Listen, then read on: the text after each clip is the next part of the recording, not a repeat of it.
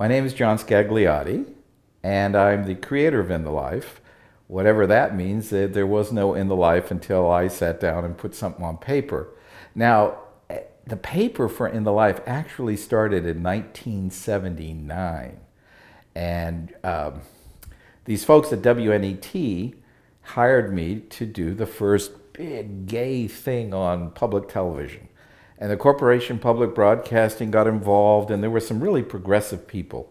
And it was called Different Drummers, and it was a big 9-part series of everything you can imagine about gay life. And so we put it together. They were going to put, and in those days, 1979, you can imagine, $1 million into the making of this Different Drummers series. Well, then Ronald Reagan got elected president in 1980. And they put a kibosh on that real quick. They felt so guilty that 3 years later, the people from Corporation Public Broadcasting came over to see me and said, "Can we give you some money and you just pick one?"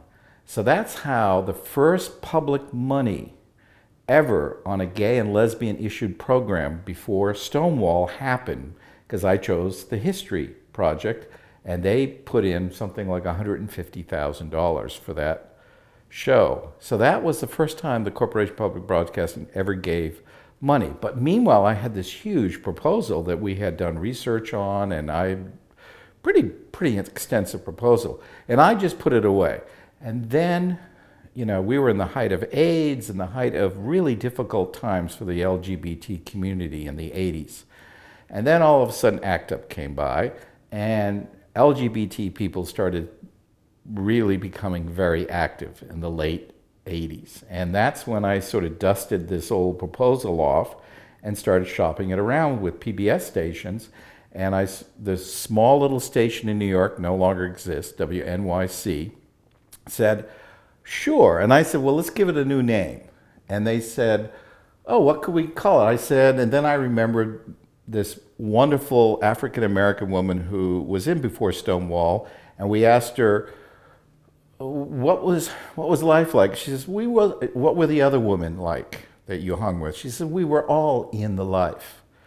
And in the life in those terms meant, it was sort of the Harlem Renaissance term, which kind of the night people included homosexuals. It did include prostitutes. It included people who smoked a little ganja. It was that kind of crowd, and that's where the term came, in the life.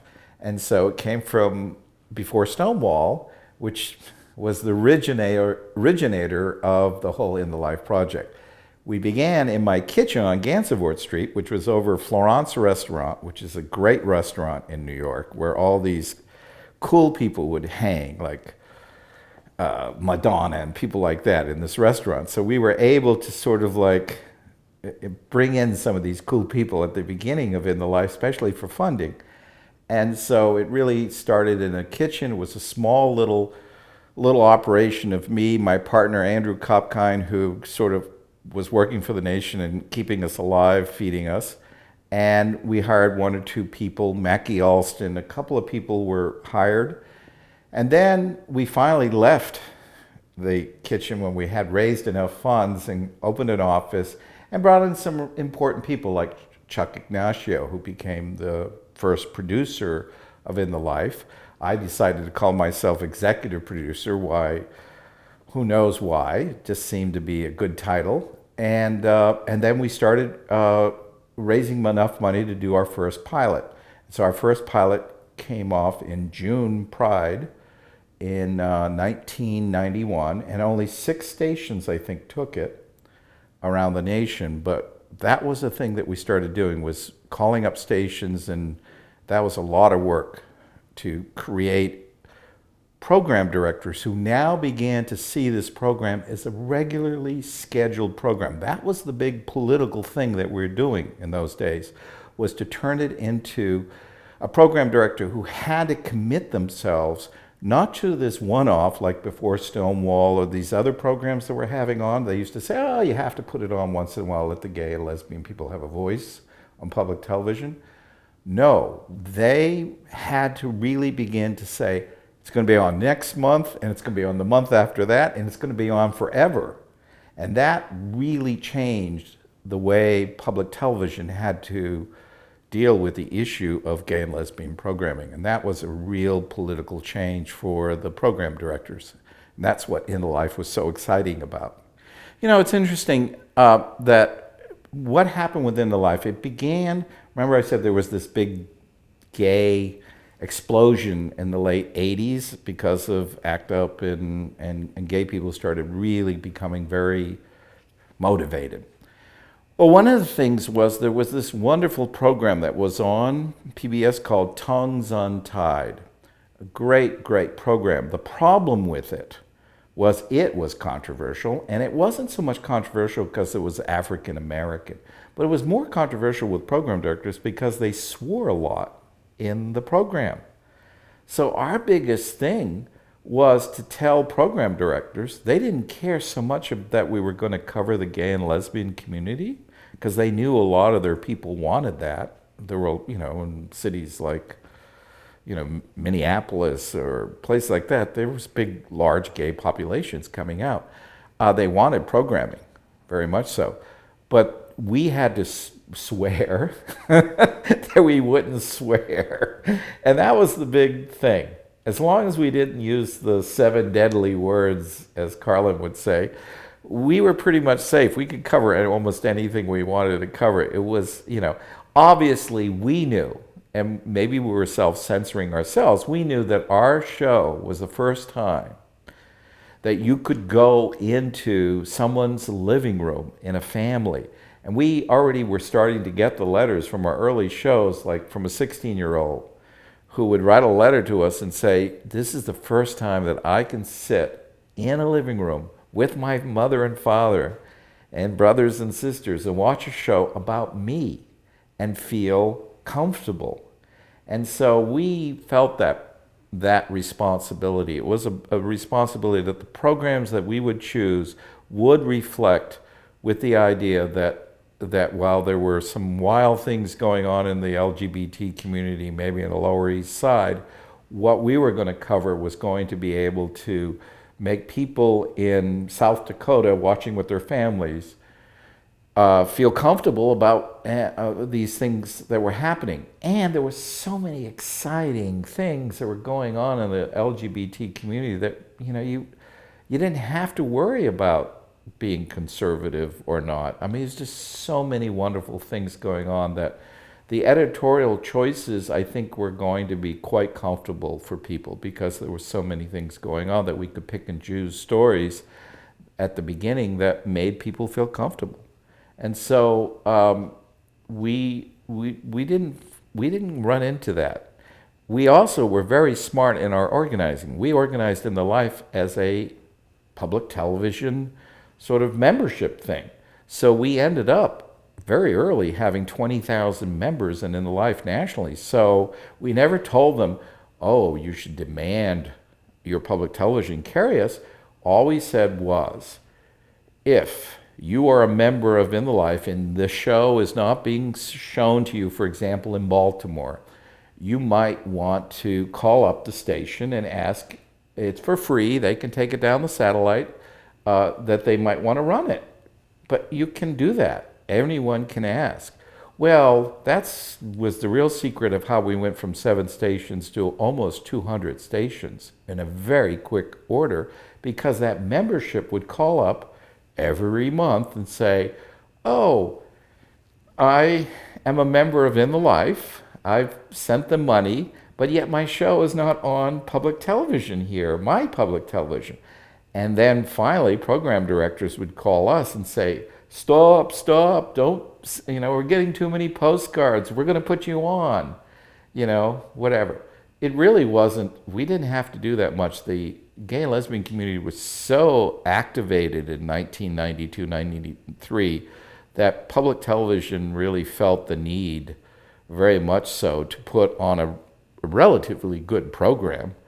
And while they didn't give us the best times, they were going to put us on.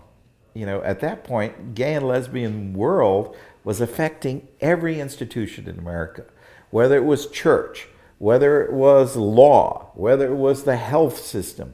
Any place you went, somewhere, that institution was being changed and refocusing how they saw the world due to so many LGBT people coming out within those institutions. So if you were at college, all of a sudden there were like gay and lesbian student straight associations, or if you were in the, health clinics and all the, homeless places opening up for people who were LGBT, tons of stuff. So therefore, we had these great stories of people doing rather heroic work, especially in youth and saving kids, and all the centers were starting to open, and they were doing programs that were pretty exciting, whether it was African American men in New York doing events, or so everyone was doing events. And then the arts in Broadway.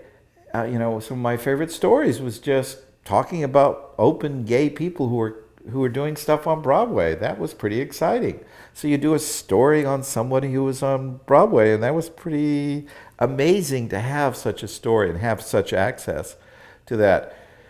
The marches were getting to be huge, and they were opening up in all kinds of places. One of my favorite stories we covered was the first gay march in Montana. It was a little tricky, the producer, had to duck and weave her way through it.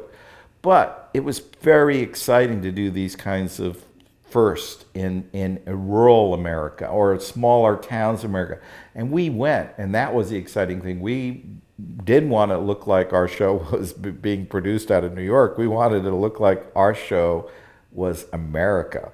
And so we started going to all over the places. We'd go to Martin Luther King Day down in Atlanta, and show the connections between the African American experience and civil rights and Atlanta and what people were doing. Exciting stuff. It was really pretty amazing. And I liked stories that really generated that kind of energy, where people began to see that all their institutions were being changed. And so anytime there was that connection of where your university used to think this way, now it has gay people, and because of that, you now have to think this way. That's pretty exciting stories. And in religion and churches, we did some early stuff on priest and religion, and rather controversial. I don't know if we'd get it on nowadays, but in those days, it was pretty exciting. So all our stories, I think, really were exciting when they crossed those lines of institutions that were always straight, but now they had to begin to welcome or not welcome their LGBT folks who were in them. And somehow a story was going to be generated, whether it was gay, openly gay people on Broadway, openly gay people in Hollywood, openly, wherever it was, something was going to be happening, and it was pretty exciting stuff. And those were my favorite stories. In the Life started at some point, and we even actually started a few of these going international. And I happen to think that the LGBT movement is a global movement, and therefore it has its effects all over the world. So I think we're beginning to see major change take place all over the world.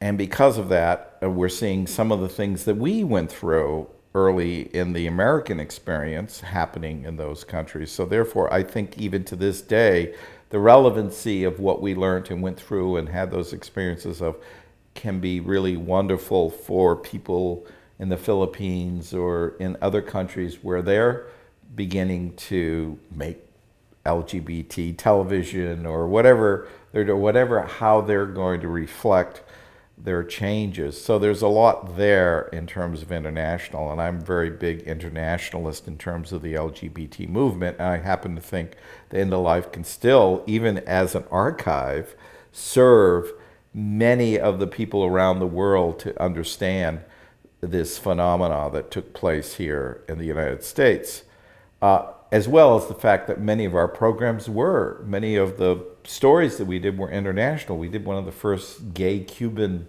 stories early in the game. I think in the first year or second year, we were already doing stuff about Cuba. So, big changes taking place. So you can imagine the continuation of that would be a pretty exciting job. Now, I, for one, think In the Life should continue. I don't see why it needs to be in an archive. I think we should continue making more In the Life programs.